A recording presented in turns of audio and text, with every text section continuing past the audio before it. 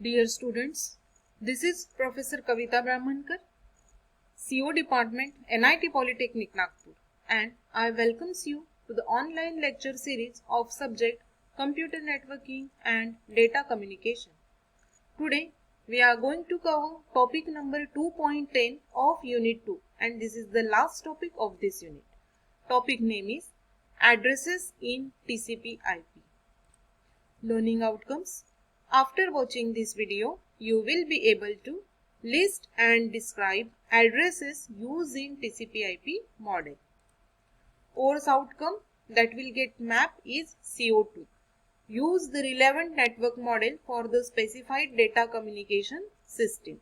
And program outcomes that are going to map are PO1. There will be improvement in your basic as well as electronics engineering knowledge. Then PO4. With this knowledge, you will be able to perform experiments using various engineering tools like cables, switches, and other hardware devices, and you will be able to test the performance of network. Then PO6. By this knowledge, you will be able to work on small projects or micro projects in a team or individually. And by doing this, your oral communication and written communication will get improved, as well as your interpersonal skills and presentation skills will be enhanced. Then PO7. The knowledge you are grasping here, that knowledge will be with you for lifetime, and in future if there are any technological changes in this knowledge, then you will be easily adaptable to that changes. So PO7, lifelong learning is mapped or achieved. The prerequisite to this topic is you should know the basic model of TCP/IP and number of layers in that. So now let us start with addresses used in TCP/IP. TCP/IP model के हमने सभी layers हमने देख लिए हैं. So this are the total 4 layers of TCP/IP model. हमको यहाँ पे 5 लेयर्स दिखाई दे रहे हैं बिकॉज ये जो data link layer and physical layer है, इन दोनों का कॉम्बिनेशन करके हम नेटवर्क एक्सेस लेयर बनाते हैं.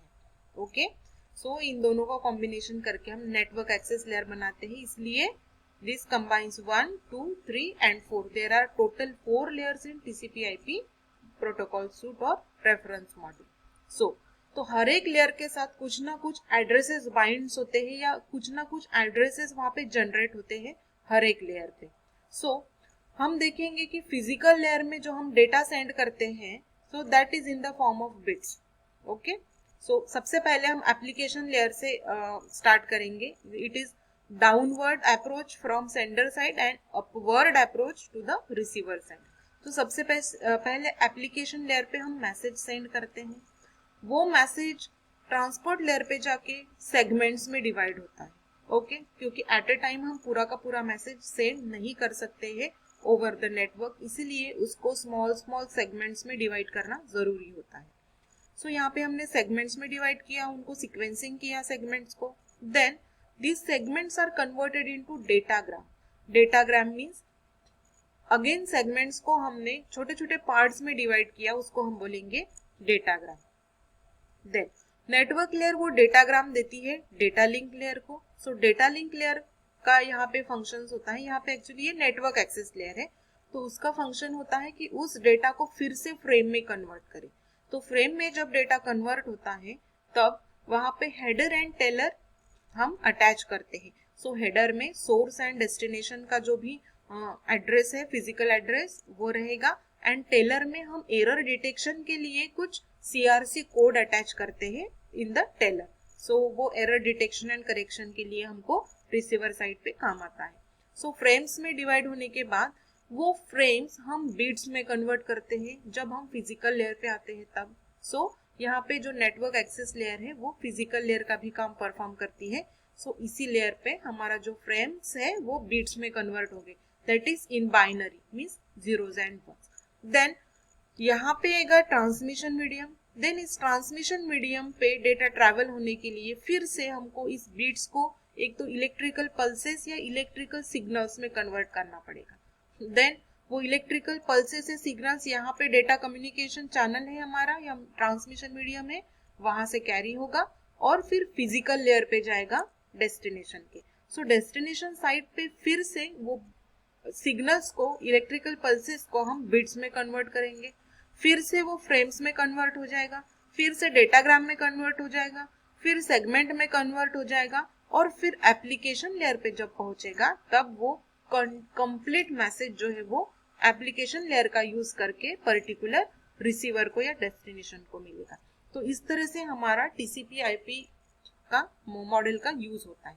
सो एप्लीकेशन लेयर पे एप्लीकेशन स्पेसिफिक एड्रेसेस होते हैं, ट्रांसपोर्ट लेयर पे पोर्ट एड्रेसेस होते हैं, नेटवर्क लेयर पे लॉजिकल एड्रेसेस होते हैं, एंड डेटा लिंक लेयर पे फिजिकल एड्रेस होते हैं। तो हर एक लेयर पे किसी ना किसी टाइप का यहाँ पे हमको एड्रेस जनरेट करना है और बाइंड करना है। So let us now describe, now let us see explanation of these addresses one by one. Physical address. The physical address is known as link address. It is the address of a node as defined by its LAN and WAN. So हमारा जो छोटा network है उसमें जो हम address provide करते हैं हमारे कंप्यूटर को, जो आईपी एड्रेस सेट करते हैं नेटवर्क में, उस एड्रेस को हम बोलते हैं फिजिकल एड्रेस। तो size and format of this addresses very depending on the network. For example, Ethernet uses 6 byte 48 bit physical address. So हमारे नेटवर्क का साइज कितना है तो उसके हिसाब से हम वो जो हमारा फिजिकल एड्रेसेस है वो वेरी कर सकते हैं, एंड उसका जो फॉर्मेट है वो भी हम चेंज कर सकते हैं, या फॉर्मेट ये वेरी हो सकता है। Physical addresses can be either unicastly, multicastly और ब्रॉडकास्टली। सो फिजिकल एड्रेसेस का हम यूज जो है एक तो यूनिकास्ट मैसेजेस यूनिकास्ट करने के लिए, मल्टीकास्ट करने के लिए और ब्रॉडकास्ट करने के लिए भी यूज कर सकते हैं। For example, most LAN networks use 48 bit physical address written as 12 hexadecimal digits. Every byte is separated by a colon as shown below. So यहाँ पे हम 48 बिट का एड्रेस बनाएंगे, उसको हम फिजिकल एड्रेस बोलेंगे। ये मोस्टली लैन में यूज होता है। तो यहाँ पे फिजिकल एड्रेस सेपरेट करेंगे हम कोलन से। तो यहाँ पे 6 बाइट्स जो है वो हेक्साडेसिमल डिजिट्स होंगे हमारे, और बाकी के जो 42 जो बिट्स हैं वो हमारे रहेंगे बाइनरी डेसिमल बिट्स रहेंगे, और उनको हम इस तरह से कन्वर्ट करेंगे। 6 byte 1 2 3 4 5 6। So this address is divided in total 6 bytes. So this is the example of physical address. Then logical address. Logical addresses are used by networking software to work with different network topologies and types of media. अब logical addresses different network topology में different types के हो सकते हैं। So logical address in the internet normally हम 32 bit का address use करते हैं, और वो जो लॉजिकल एड्रेस है वो यूनिकली हमारे वैन में या कंप्लीट नेटवर्क में हमारे नोड को या कंप्यूटर को आइडेंटिफाई करता है। सो इंटरनेट में अगर IPv4 हमने यूज किया है तो इस तरह से हम डेसिमल नंबर्स यूज कर सकते हैं। सो 4 बाइट का ये रहेगा, मीन्स 32 बिट्स का रहेगा ये लॉजिकल एड्रेस। और दो पब्लिकली कोई भी नेटवर्क्स है उनमें सेम IP एड्रेस हम किसी भी नोड को असाइन नहीं कर सकते। So node should not have same IP address. The physical addresses change from hop to hop but the logical addresses remains the same. Actually हमारा जो डेटा का पैकेट है वो एक नेटवर्क से दूसरे नेटवर्क में, दूसरे नेटवर्क से तीसरे नेटवर्क में, ऐसा घूमते घूमते या हॉप करते करते डेस्टिनेशन तक या डेस्टिनेशन नेटवर्क तक पहुंचता है। सो जिस भी नेटवर्क में हम गए तो उस तरीके का फिजिकल एड्रेस जनरेट होता है। So we can say physical addresses hop to hop, network to network change हो सकते हैं, बट लॉजिकल एड्रेस कांस्टेंट रहेंगे, वो चेंज नहीं होंगे। हम कितने भी होप काउंट करें, हम कितने भी होप्स को क्रॉस कर ले, लेकिन हमारा लॉजिकल एड्रेस चेंज नहीं होने वाला है, वो सेम ही रहने वाला है। Logical address again can be use for यूनिकास्टिंग, multicasting and broadcasting the message. Then port addresses. There are many applications running on the computer. Each application run with a port number on the computer. So logically हमारे पास बहुत सारे applications हम at a time open करके computer system का use करते हैं। Like यहाँ पे हमने वीडियो प्लेयर ओपन किया है, सपोज वहाँ पे हमने माइक्रोसॉफ्ट का कोई डॉक्यूमेंट हम टाइप कर रहे हैं, या और यहाँ पे थर्ड जो हमारा टास्क है वो प्रिंटिंग का सपोज हमारा चल रहा है, तो ऐसे एट ए टाइम हम बहुत सारे applications at a time use करते हैं। सो हर एक एप्लीकेशन को रन करने के लिए कुछ ना कुछ लॉजिकली हमारा सिस्टम जो है वो पोर्ट नंबर असाइन करता है। सो a port number is a part of addressing information used to identify the senders and receivers of messages. So receiver और सेंडर के बीच में जो भी इंफॉर्मेशन एक्सचेंज हो रही है तो पोर्ट नंबर उसको उस इंफॉर्मेशन को एड्रेस करने के लिए यूज होता है।